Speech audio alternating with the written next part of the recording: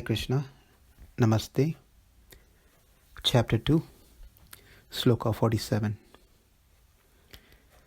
Karmaṇi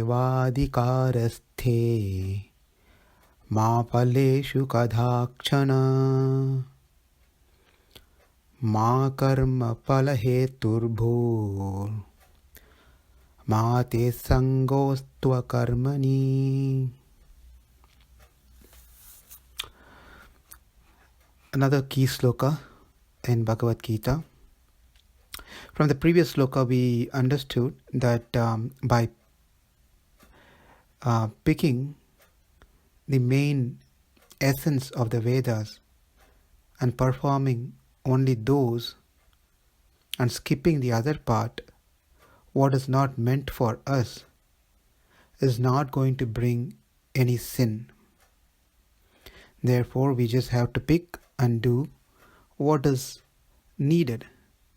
Not that we have to do everything that is told in the Vedas.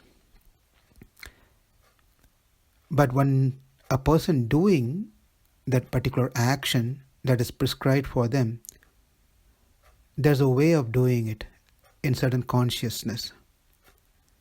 And that is what is explained in this sloka. Those who are in the mode of passion and ignorance can take things that they need from the Vedas that will give them the material benefits that they are hankering for in their life. But for you, Arjuna, you shouldn't be compromised by such lower benefits. You have a standard in your life, high standards. Your standard should be to attain the higher realm, liberation. The expectation is you be or come to the pure platform of goodness, mode of goodness. And you need to act in that mode in whatever you do in your life. Everything should be in that particular platform, in the pure mode of goodness. That will lead you to the path of perfection and gradually towards liberation.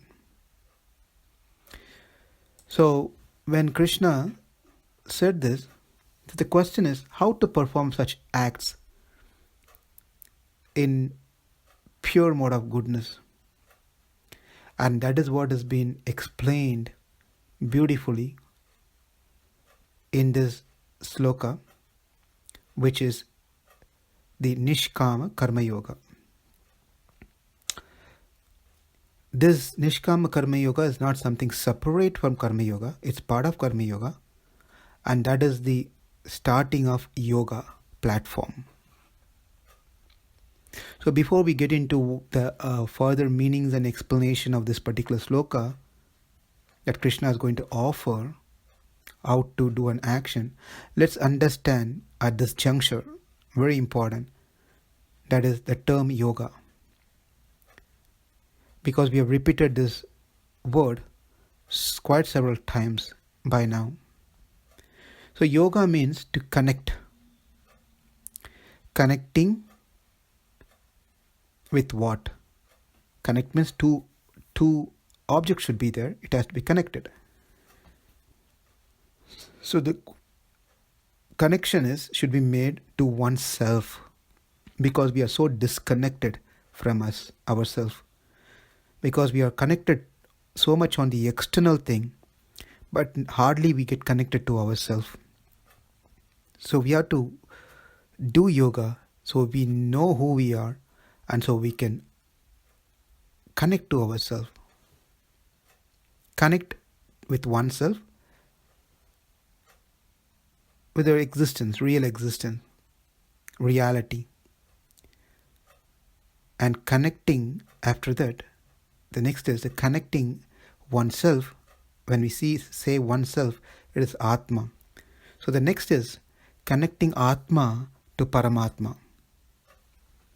Which means, once we get connected to Atma and Paramatma, then we get disconnected from the external objects of this material world.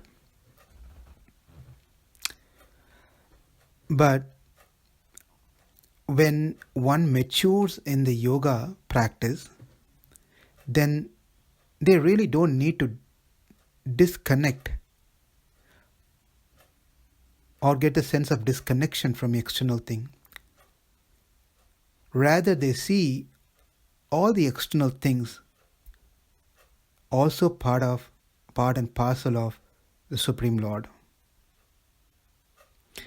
Therefore, they know how to utilize all that's in their command, in use, to connect the Atma and Paramatma. So that means nothing is seen material. It all becomes spiritual at that point of time. And this is what yoga leads us to. Now, with that said, in today's sloka, it says, adhikāraḥ, one has rights to perform their duty. So, easy way of saying this is 4 points as mentioned here in this particular sloka. Number 1, you have a right to perform your prescribed duty. Krishna is telling Arjuna, therefore we should feel ourselves in that position of Arjuna. So number 1, you have right to perform your prescribed duty. Number 2, you are not entitled to results of action. Results of action that you perform. Number 3, never consider yourself the cause of the results of your activities.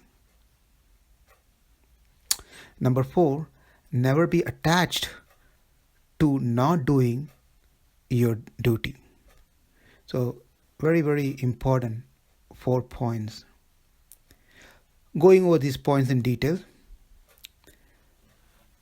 the Vedic scriptures gives so many of karma, actions, activities that can be performed.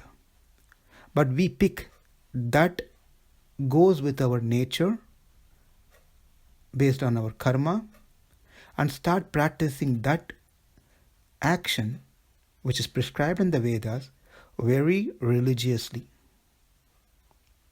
without compromising. When we follow that particular dharma given in the scripture, as we are doing, we have to have these points that we saw, primarily the 3 points out of 4, in our mind all the time. That is, you have a right to perform a prescribed duty. This role and responsibility in my life is given to me by my own karma, by the causeless mercy of the Lord. That understanding should be there. The second, never consider yourself the cause of the results of your activities. Why? Because I am not the doer. The body is doing, the body is triggered to perform certain types of activities based on the modes that it gets influenced by. Again, which is under the influence by Krishna, which is based on our own karma. I'm going to repeat this again. Might be sounding confusing. So I should never consider myself to be the cause of the results. The reason because the body is doing, I am not the doer. Why the body is doing? Because body is being influenced by the 3 modes. Why the 3 modes has to influence the body? Because the 3 modes acts on the karma that I did in the previous lives. That influence sends the waves of 3 modes which influence the body. Therefore the action gets performed. But who returns this karma to us without fail is about, again, Krishna, the Supreme Lord. he remembers our karma and sends a karma in the form of, by influencing the three modes. The three modes influences the body, and the body does the action. So when these things are happening, I should not consider cause of results of my activities. And the third point is, you are not entitled to the results of action. Since I am not the doer, then what rights do I have to claim the results of the action that's been performed? I cannot claim the fruits of the action. For example, if my neighbor digs the ground and finds some treasure, I cannot claim that treasure belongs to me. And right now that's what we are doing. In this case, I am in this body. It is a body, the three modes, and the Lord who has a greater share for any actions. So I cannot be entitled for the results of the action. If one is interested in getting the grace of the Lord, then one has to be detached from the results of one's action. The question might come, then why even I have to do this if I don't have to be desiring for result? Then why I have to do this one? For that reason, Krishna also says, don't be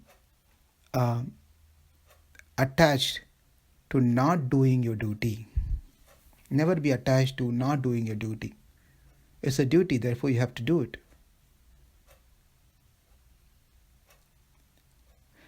Why one will not do the duty? By thinking that the results are not mine anyways, so why I have to do this one? What's in it for me? There's nothing in it for me, therefore I don't need to do it. Second is, if I do this, any of these activities, then that will bind me again into the material world. I might get into the good karma and bad karma program, therefore I don't want to do it. These both things are not recommended. These both thoughts are not recommended by Krishna.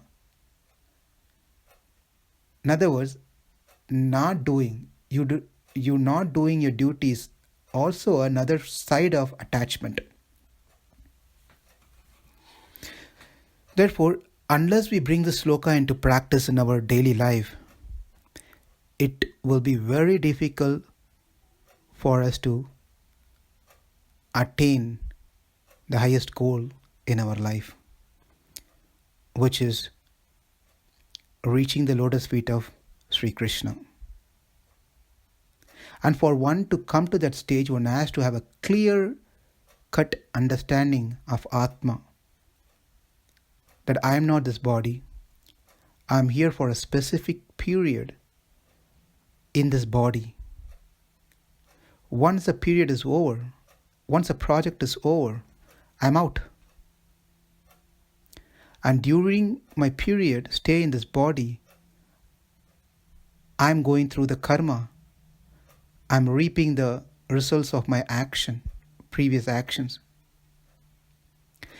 In this interim period, I should not get too attached to the family, friends, wealth,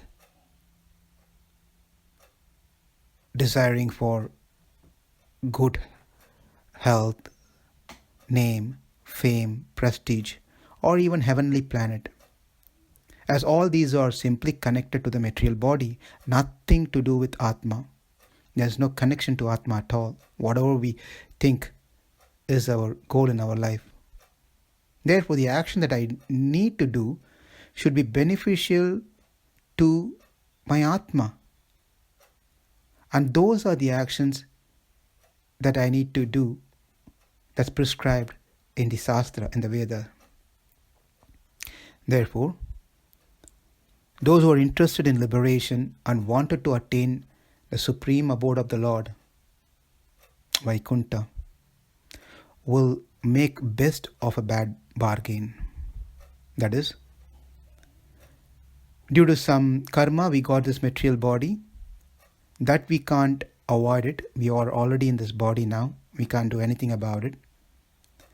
At this point, what we can do is make use of it by using the same body that we got through our previous karmas, can be engaged in proper consciousness, in proper Krishna consciousness. One can totally get free from getting another body. Therefore, use the body that I have given you in service of me, O Arjuna, by understanding you are not the doer, it's me. You are not the cause of the results, it's me. And you are not the owner of anything, it's me. The results are not yours, it's mine. So to answer the question how one needs to perform action is explained in this beautiful sloka that we all have to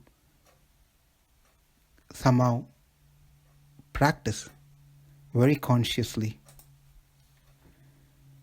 Karmaṇi evādhikāraste ma phaleṣu kadācana ma karma-phala-hetur bhūr ma te saṅgo akarmaṇi. Thank you. Hare Krishna.